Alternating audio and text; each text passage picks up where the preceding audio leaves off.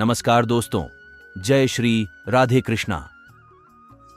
श्रीमद् भगवद गीता आज से लगभग 5000 वर्ष पहले महाभारत के युद्ध के मैदान में विचलित अवसाद और दुख से घिरे हुए और मोह से ग्रसित अर्जुन को भगवान श्री कृष्ण द्वारा दिए गए उपदेश है। असल में अर्जुन तो माध्यम है। श्रीमद् भगवद गीता के उपदेश प्रत्येक मनुष्य के लिए ही तो है, क्योंकि हर व्यक्ति का जीवन एक युद्ध के समान ही होता है। मैं आपको हृदय से शुभकामनाएं देना चाहता हूं कि आप बहुत ही भाग्यशाली हैं, क्योंकि आपने भगवान श्री कृष्ण की प्रेरणा से ही श्रीमद् भगवद गीता सार के इस वीडियो को देखने का मन बनाया। भगवद गीता में प्राणी के सभी प्रकार के समस्याओं का समाधान है। भगवद गीता पढ़कर के समझने से आपके सोचने समझने और व्यक्ति वस्तु परिस्थितियों के प्रति आपके दृष्टिकोण में परिवर्तन आता है। आप अपने व्यर्थ के विचारों, चिंताओं और आशंकाओं को दूर कर पाते हैं।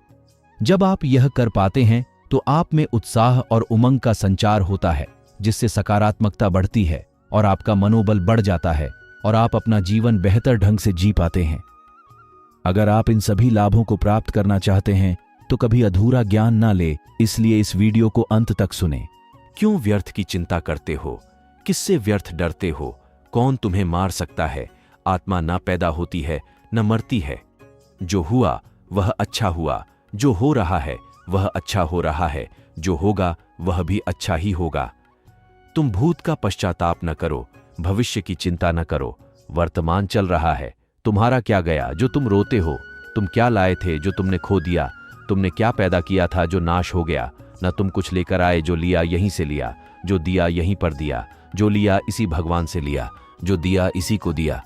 खाली हाथ आए और खाली हाथ चले। जो आज तुम्हारा है कल और किसी का था, परसों किसी और का होगा। तुम इसे अपना समझकर मग्न हो रहे हो। बस यही प्रसन्नता तुम्हारे दुखों का कारण है। परिवर्तन संसार का नियम है। जिसे तुम मृत्यु समझते हो वही तो जीवन है। एक क्षण में तुम करोड़ों के स्वामी बन जाते हो, दूसरे ही क्षण में तुम दरिद्र हो जाते हो। मेरा तेरा, छोटा बड़ा, अपना पराया मन से मिटा दो, फिर सब तुम्हारा है, तुम सबके हो। न यह शरीर तुम्हारा है न तुम शरीर के हो। यह अग्नि, जल, वायु, पृथ्वी, आकाश से बना है और इसी में मिल जाएगा। परंतु आत्मा स्थिर है। फिर तुम क्या हो? तुम अपने आप को भगवान को अर्पित करो, यही सबसे उत्तम सहारा है। जो इसके सहारे को जानता है वह भय, चिंता, शोक से सर्वदा मुक्त है। जो कुछ भी तू करता है उसे भगवान को अर्पण करता चल। ऐसा करने से सदा जीवन मुक्त का आनंद अनुभव करेगा। मानव शरीर अस्थाई और आत्मा स्थायी है। जीवन का एकमात्र सत्य है वो है मृत्यु। गुस्से पर काबू करना चाहिए, क्योंकि क्रोध से व्यक्ति का नाश हो जाता है। व्यक्ति अपने कर्मों को नहीं छोड़ सकता है। जो ज्ञानी व्यक्ति ज्ञान और कर्म को एक रूप में देखता है, उसी का नजरिया सही है। इंसान को अपने मन को काबू में रखना चाहिए। मनुष्य को पहले खुद का आकलन करना चाहिए और खुद की क्षमता को जानना चाहिए।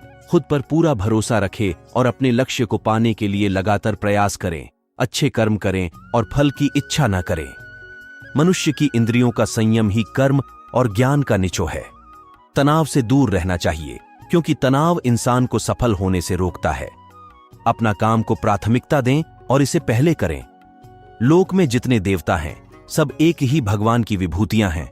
जो लोग भगवान का सच्चे मन से ध्यान लगाते हैं वह पूर्ण सिद्ध योगी माने जाते हैं। अपने काम को मन लगाकर करें और अपने काम में खुशी खोजें। किसी भी तरह की अधिकता इंसान के लिए बन सकती है। बड़ा खतरा दूसरी की भलाई पर ध्यान दे, सिर्फ अपना मतलब नहीं। साधे ईश्वर हमेशा मनुष्य का साथ देता है। संदेह की आदत इंसान के दुख का कारण बनती है। गीता में श्री कृष्ण कहते हैं, उनके कर्जदार और वफादार हमेशा रहिए जिन्होंने आपके बुरे समय में आपका साथ दिया। अंजाम की खबर तो कर्ण को भी थी, लेकिन बात तो मित्रता निभाने की थी। श्री कृष्ण कहते हैं, शांति, सौम्यता, मौन, आत्मसंयम और पवित्रता, ये पांचों चीजें मन को अनुशासित करती हैं। हर व्यक्ति में ये सारे गुण होने चाहिए, तभी वह सही मार्ग पर चल सकता है। गीता में कहा गया है कि आप किसी का भाग्य नहीं बदल सकते, लेकिन अच्छी प्रेरणा देकर उसका मार्गदर्शन तो कर ही सकते हैं। श्री कृष्ण के अनुसार जीवन में कभी मौका मिले तो सारथी बनना स्वार्थी नहीं। अहंकार मनुष्य से वह सब करवाता है जो अंत में उसी के विनाश का कारण बनता है। इसलिए मनुष्य को जितनी जल्दी हो सके अपना अहंकार त्याग देना चाहिए।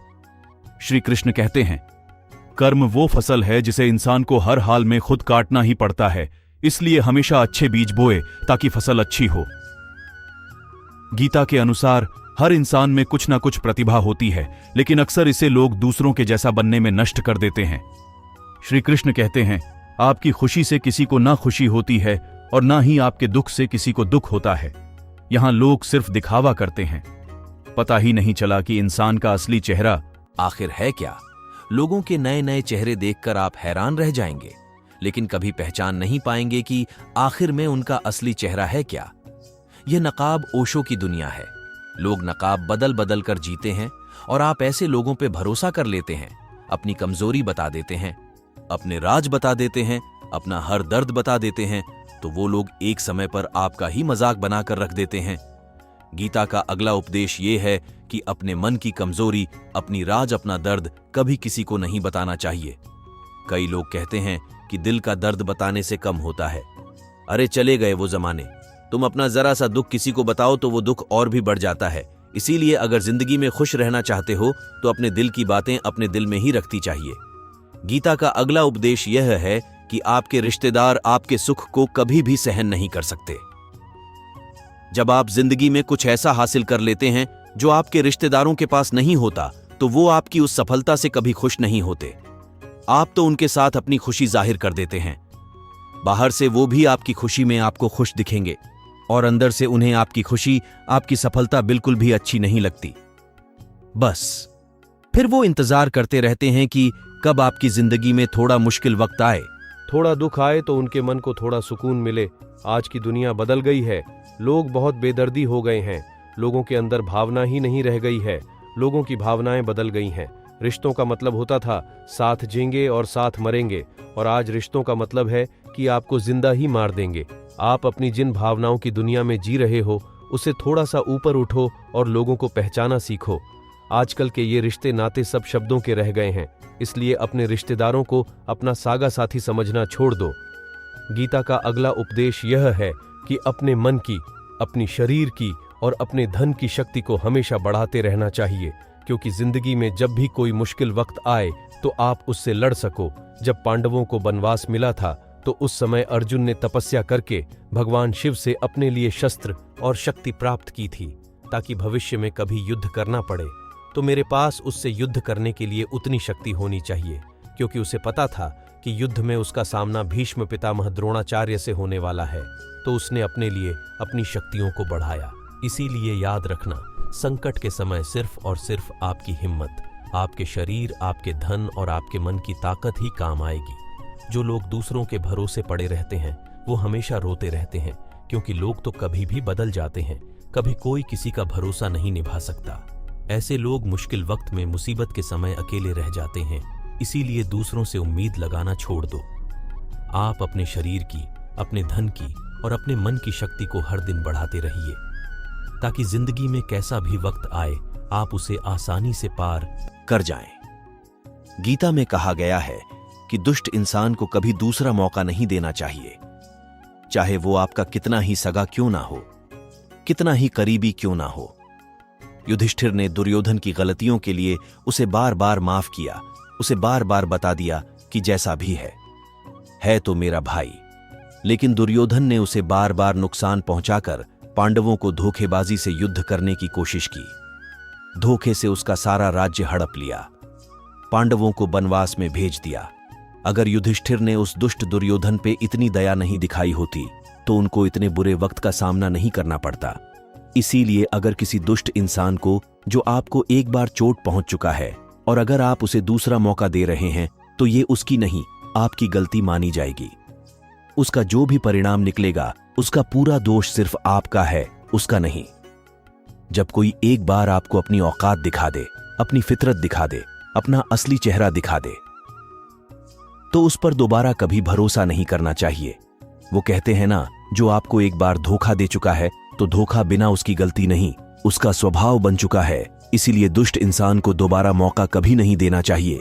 गीता का अगला उपदेश यह है कि आज के जमाने में किसी को भी उसकी भलाई की सलाह मत दो, क्योंकि आज भलाई की सलाह सबको चुभ जाती है। लोग आपको अपना हितैषी नहीं मानेंगे, बल्कि आपको नापसंद करने लगेंगे, क्योंकि कोई भी इंसान अपनी बुराई, अपनी कमी को सुन नहीं पाता है। आप तो लोगों की भलाई के लिए उन्हें सलाह देने लग जाते हैं, एक तो आज के युग में जब तक पूछा ना जाए किसी को भी सलाह नहीं देनी चाहिए। इस कलयुग में सब कुछ लोग अपने हिसाब से करते हैं। उन्हें कुछ समझ नहीं आता कि क्या सही है क्या गलत है।